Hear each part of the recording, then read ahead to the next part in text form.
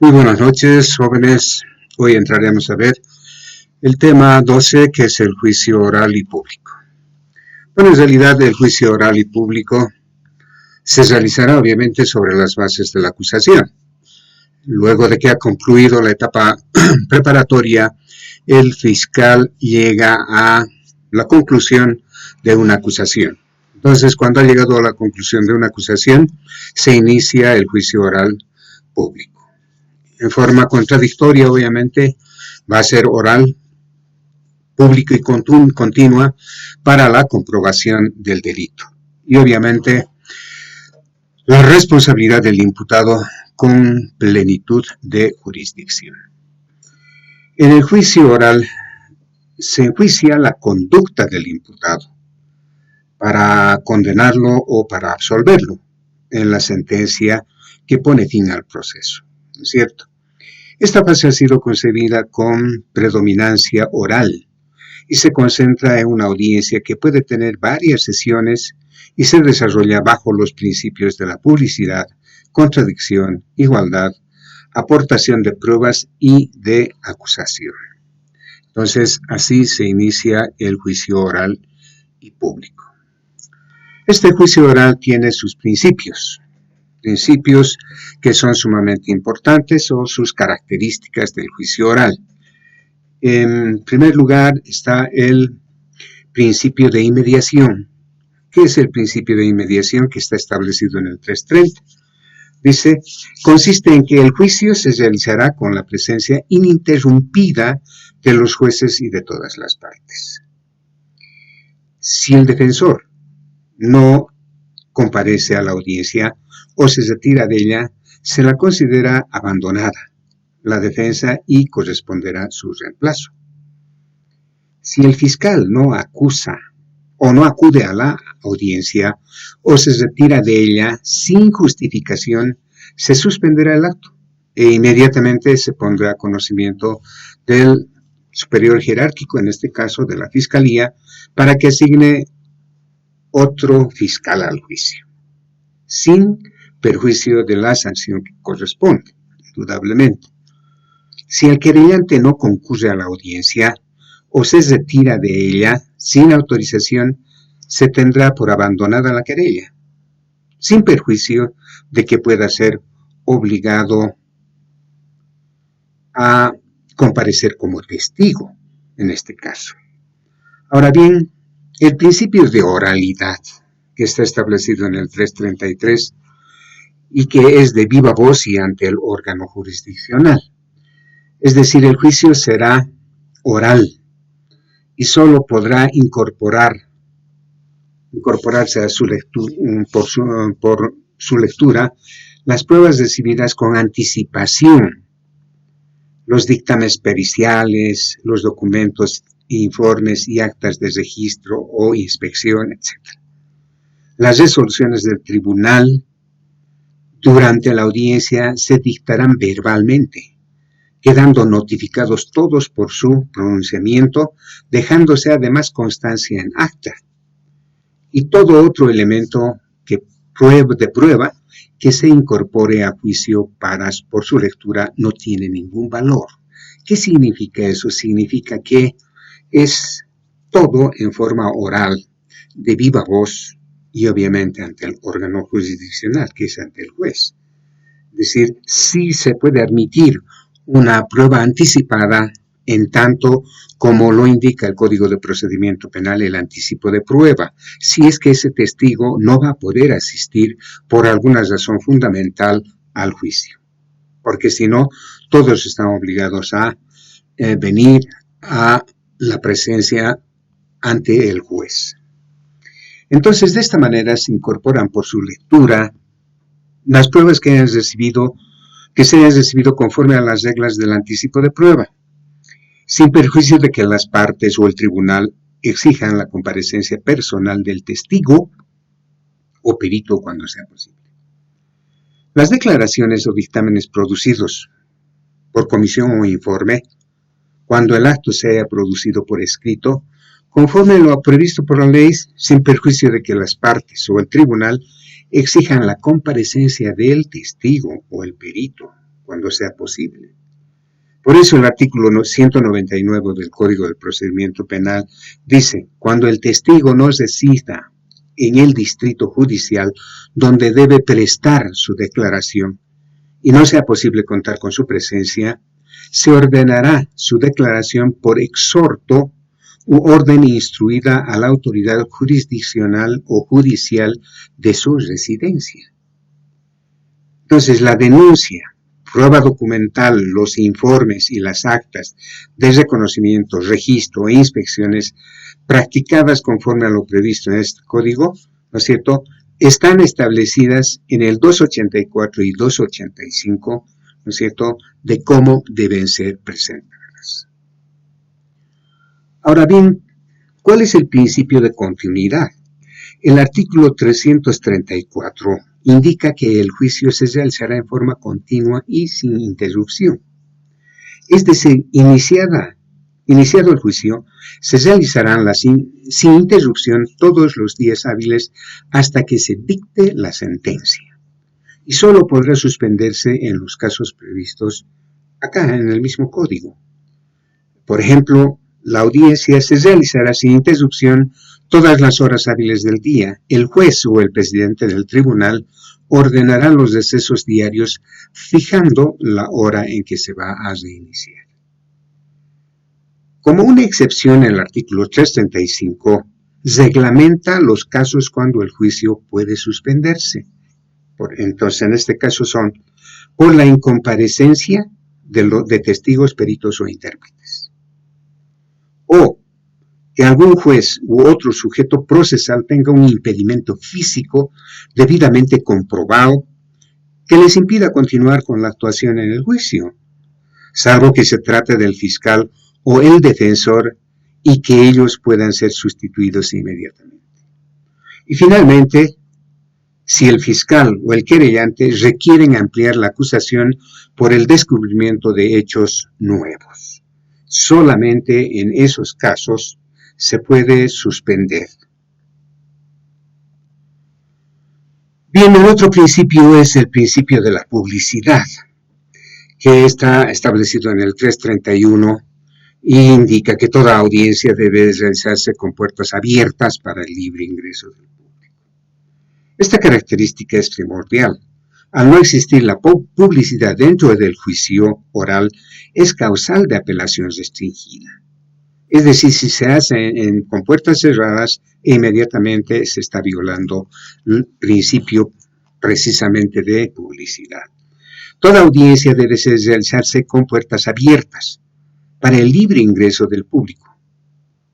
Obviamente no menores de edad, salvo bajo responsabilidad de los padres.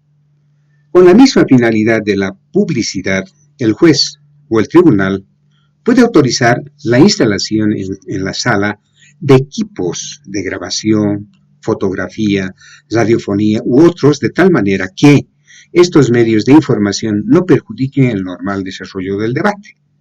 Dicha autorización, obviamente, a los medios se realizará siempre y cuando no se trate de un juzgamiento a menores de edad, lo que está establecido en el 331. Entonces, el principio de publicidad está claramente establecido de que la audiencia debe realizarse con puertas abiertas, ¿no es cierto? Ahora bien, el juicio oral y público. La preparación del juicio. Este juicio oral tiene que tener estas características en cuanto se refiere a las audiencias o las salas de audiencia. A la izquierda del tribunal, en la parte lateral, se encuentra la parte acusadora, el fiscal, la víctima y el abogado. A la mano, al lado derecho, en el lateral derecho, está la parte imputada, es decir, está la defensa junto con el imputado. En la parte central, como ustedes pueden ver en el logotipo, hay un lugar de declaración de los testigos y posteriormente a ellos está todo el público.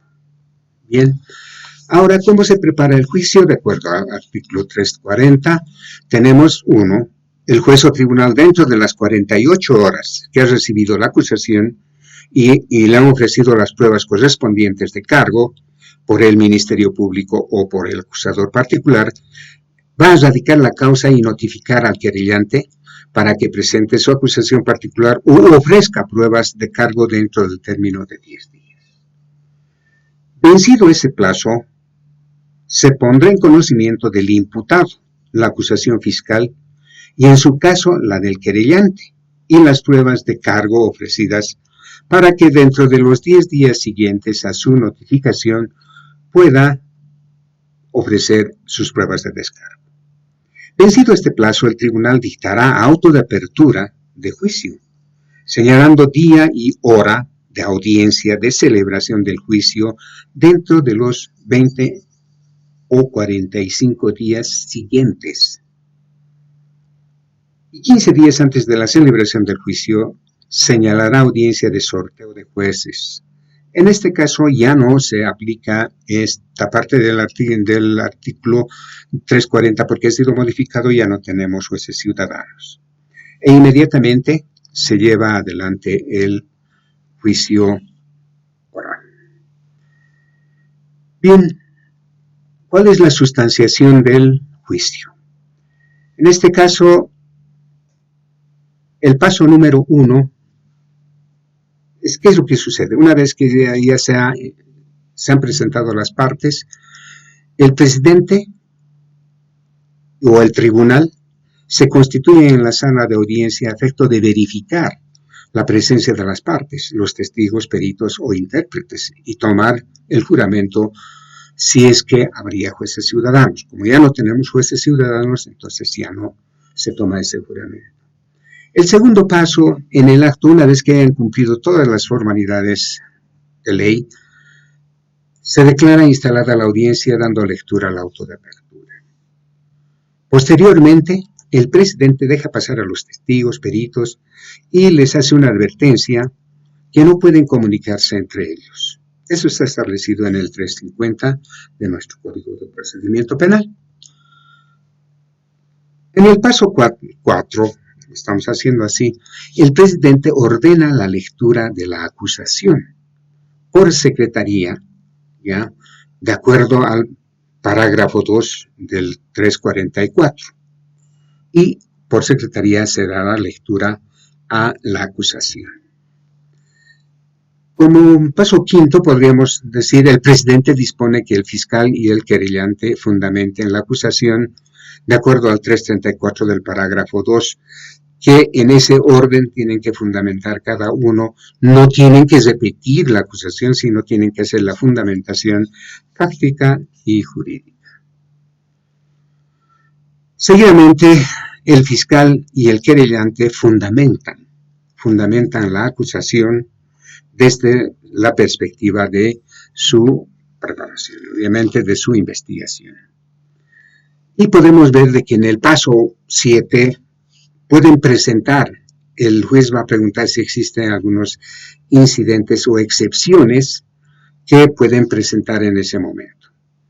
En la creencia de que todas las excepciones, incidentes, excusas, objeciones, peticiones o planteamientos, aunque también se permite interponer en este momento según el artículo 345. El paso 8, la defensa, es el próximo paso donde se va a recibir la declaración del imputado. El juez va a hacer que pase el imputado y, obviamente, previa explicación con palabras bien claras y sencillas del hecho que se le imputa. Además, le va a advertir de que puede abstenerse a declarar y que el juicio seguirá su curso aunque no declare. El artículo 346, parágrafo 1 y 2, ¿no es cierto?, establecen las garantías para el imputado. Durante el transcurso del proceso podrá ser escuchado, si es que quiere tomar la palabra, el imputado. Eso está establecido en el 347, como ustedes conocen. En el paso 8, el imputado puede declarar o abstenerse, de acuerdo al artículo 6 y al 346. Es un derecho. El paso 10 el presidente dispone que el defensor expone y éste tiene que exponer, es decir, va a hacer su fundamentación, la fundamentación de su defensa como tal. Y posteriormente a ello ya el juez va a indicar de que pueda hacerse el desfile de, obviamente, de testigos y pruebas. En ese sentido, va a tomar testimonio en orden establecido de acuerdo al 345, primero el Ministerio Público, el querellante y posteriormente la defensa. Posteriormente recibirá las pruebas y el presidente va a hacer ingresar a todos los peritos, testigos y obviamente les va a tomar algún juramento en el orden en que ellos van a pasar. Finalmente, el paso 13, se cierra el debate. Las partes y el imputado hacen la presentación oral de sus conclusiones. La última palabra lo tiene obviamente la defensa y eso está establecido en el 356, en el parágrafo 1, parágrafo 3 y parágrafo 4. Finalmente, el paso 14, hay la deliberación y sentencia. En este caso, la deliberación y sentencia es donde van a ingresar todo el tribunal o los jueces van a ingresar y van a deliberar por tiempo y materia hasta que emitan la sentencia como tal. Finalmente, el paso 15 es la redacción de lectura de la sentencia, con lo que concluye la fase de la sustanciación del juicio. Ahora, ¿qué pasa? ¿Cuál es la clausura del debate? En la clausura del debate va a establecer que una vez terminada la recepción de la prueba, el fiscal y el querellante y el defensor del imputado en ese orden pueden formular sus conclusiones en forma oral, pudiendo asistirse de medios técnicos de apoyo a la exposición. Pueden utilizar tecnología como ser un data show, pueden utilizar videos, etcétera, lo que mejor puedan utilizar para hacer comprensible al juez como tal. Entonces, en ese sentido, las partes podrían replicar, pero corresponde al defensor la última intervención. La réplica se limitará a la refutación de los argumentos adversos que antes no hubiesen sido discutidos. Con un buen criterio, por eso, el legislador ha dispuesto que, en caso de manifiesto abuso de la palabra, el presidente del tribunal llamará la atención al orador y si persiste podrá limitar el tiempo del alegato, teniendo en cuenta la naturaleza de los hechos, el examen, las pruebas recibidas y las cuestiones a resolver. Como la última palabra es un derecho del imputado, en el sistema acusatorio, el presidente preguntará al imputado si tiene algo más que manifestar e inmediatamente declarará cerrado el debate como está establecido en el artículo 356. Entonces entramos a la deliberación y sentencia, como habíamos indicado anteriormente, ¿no es cierto? Una vez concluido el debate, todos los miembros del tribunal van a pasar de inmediato y sin interrupción a deliberar en sesión secreta, a la que solo podrá asistir el secretario para llevar adelante su trabajo como tal. Entonces, en ese sentido, la deliberación concluye con la sentencia, que sin interrupción será redactada y firmada. En el acto, el tribunal se constituirá nuevamente en sala para que el presidente dé lectura a la sentencia. Tratándose de un proceso complejo o que la hora sea muy avanzada, el Código Procesal autoriza diferir la redacción de los fundamentos de la sentencia y leer solo la parte resolutiva, señalando en este caso día y hora de audiencia para la lectura íntegra, la que se realizará en el plazo máximo de 3 días. Posteriores al pronunciamiento de la parte dispositiva, la sentencia se notificará con su lectura, obviamente, a las partes, las cuales recibirán una copia de ella. Eso está establecido en el artículo 361 de nuestro código. Entonces, la sentencia debe contener básicamente la mención del tribunal, lugar y fecha, el nombre de los jueces, el nombre de las partes del imputado, la enunciación del hecho y de las circunstancias que hayan sido objeto del juicio, el voto de los miembros del tribunal sobre cada una de las cuestiones planteadas en la deliberación, con exposición de los motivos del hecho y de derecho en que se fundan, particularmente la parte dispositiva, con mención a las normas aplicables y la firma de los jueces. Eso está establecido en el 360 del Código de Procedimiento Penal. Por eso también dice, recoge el principio de que el imputado no podrá ser condenado por un hecho distinto, además, atribuido en la acusación de su juicio, de su aplicación, lo atribuido a su aplicación. Entonces el 362 es bastante claro en esa parte.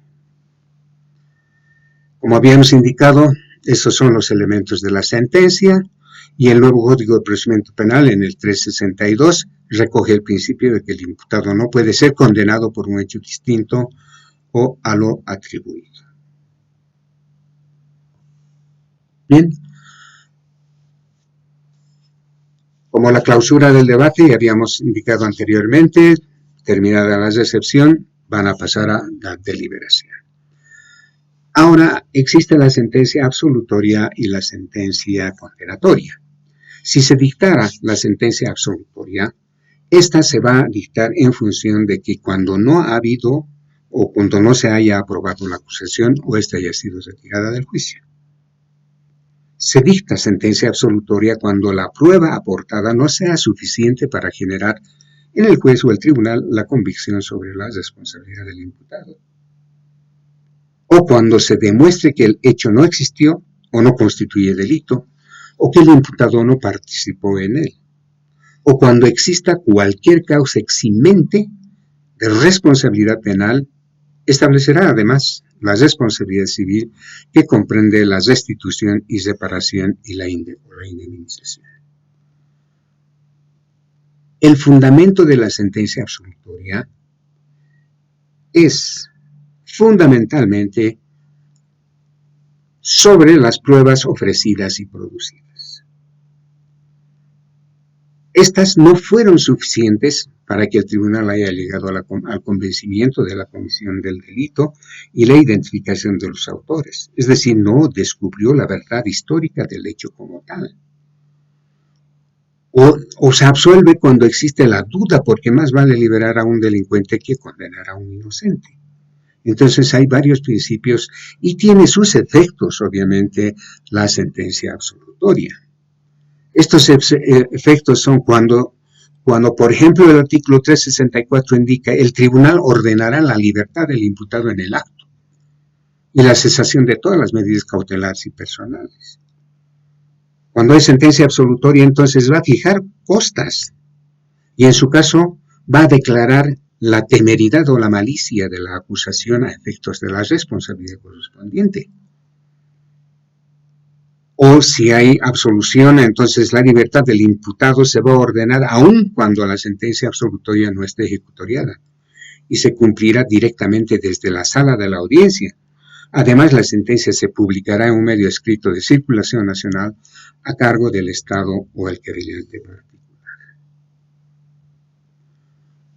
Ahora bien, la sentencia condenatoria, de acuerdo al 365, se dicta cuando la prueba aportada sea suficiente para generar en el juez o el tribunal la convicción sobre la responsabilidad del imputado. Eso es importante determinar. Por ejemplo, la sentencia fijará con precisión las sanciones que correspondan, además, la forma y el lugar de su cumplimiento. La forma y lugar, es decir, dónde va a cumplir. Determinará también si hay o no hay el perdón judicial. Va a determinar la suspensión condicional de la pena y las obligaciones que debe cumplir. Depende del tipo de condena que se va a dar. Se fijan además la fecha en que la condena finaliza y se computa como parte cumplida de la sanción todo el tiempo que haya sido detenido por ese delito. La sentencia decidirá también sobre las costas y sobre la entrega de los objetos secuestrados a quienes el tribunal entienda con mejor derecho de posesión, y decidirá además sobre el decomiso, la confiscación y la destrucción que están previstos en ley de algunos objetos o algunas sustancias que han sido objeto de la prueba. Bueno, en realidad el juicio oral es esto, no es muy complicado, es bastante claro en cuáles son los pasos y procedimientos que deben hacerse. En realidad esto lo vamos a ver en forma muy práctica y indudablemente para el beneficio de todos en las diferentes audiencias que vamos a tener. Gracias.